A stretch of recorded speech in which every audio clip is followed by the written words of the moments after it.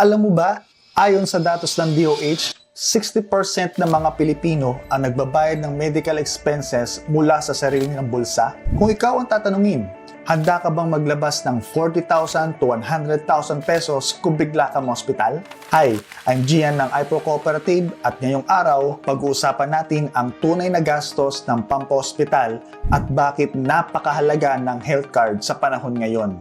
Kung akala mo maliit na gastos lang ito, magugulat ka sa katotohanan. Real talk na tayo. Magkano nga ba ang pampa-hospital kung wala kang health card? Narito ang breakdown ng ilang karaniwang scenarios. Number 1, common illnesses ranging to 30,000 to 50,000 pesos.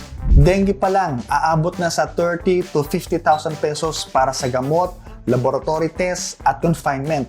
Isang simpleng sakit pero pwedeng maubos ang ipon mo. Number 2, major operations ranging to 70 to 150,000 pesos. Kung kailangan mo ng appendectomy o cesarean delivery, ang gastos ay madali lang, aabot sa 70 to 150,000 pesos, lalo na sa private hospital. Hindi kasama dito ang post-op care. Number 3, critical illnesses ranging to 200 to 500,000 pesos. Ang gastos para sa stroke or heart attack treatment ay nagsisimula pa lang sa 200,000 pesos. Ang mahalagang tanong, paano kung hindi mo ito napaghandaan? Sa panahon ngayon, ang isang health emergency ay pwedeng magdala ng stress hindi lang sa pasyente, kung hindi sa buong pamilya. Dahil dito, marami ang napipilitang magbenta ng kanilang ari-arian o mangutang at minsan, nauubos ang ipon ng ilang taon mong pinag-ipunan. The solution? Protect yourself with a health card. Sa halip na harapin ang ganitong risk, bakit hindi ka maghanda?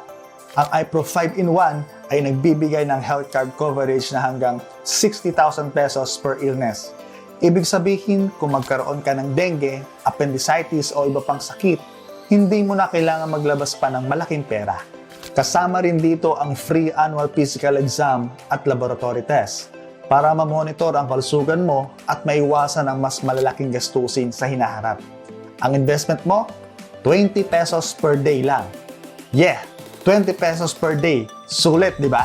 Ka-iPro, huwag mong hintayin ang araw na magulat ka sa laki ng hospital bill. Ngayon pa lang, siguraduhin mo na ang kaligtasan mo at ng pamilya mo. Tandaan, prevention is better and cheaper than cure. Sa iPro 5-in-1, hindi lang health card ang makukuha mo. Kasama na rin dito ang investment, life insurance at credit line. All for just 20 pesos per day. Mag-comment ng iPro 5-in-1 o mag-message sa aming Facebook page para malaman kung paano ka makakapagsimula. Palaging tatandaan, ang kasaganaan ng buhay ay napagtutulungan.